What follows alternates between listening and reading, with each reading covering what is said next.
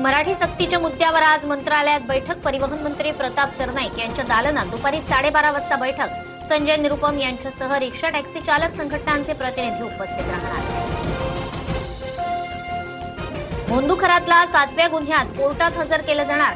6व्या गुन्ह्यात खरातला 14 दिवसांची न्यायालयीन कोठडी. एसआयटी ताबा मागण्याची शक्यता. टीसीएस प्रकरणातील फरार निदा खानचा आरोपींशी संपर्क कायम. दानिशच्या मोबाईलमधून संशयास्पद फोटो एसआयटीच्या हाती. डिजिटल पुराव्यांचा एसआयटीकडून तपास. निदा खानच्या जामिनावर आज सुनावणी. मेट्रो 5च्या विस्ताराला 18,130 कोटींच्या निधीला मंजुरी. कल्याणपासून उल्हासनगर, अंबरनाथ, बदलापूरपर्यंत मेट्रोचा विस्तार. खासदार श्रीकांत शिंदे यांच्या पाठपुराव्याला यश.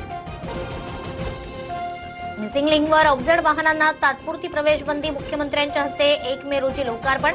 मुंबई पुणे प्रवास आता 30 मिनिटांनी जलद होणार. विदर्भात उष्णतेची लाट. अकोल्याचा पारा 46.9 अंशांवर.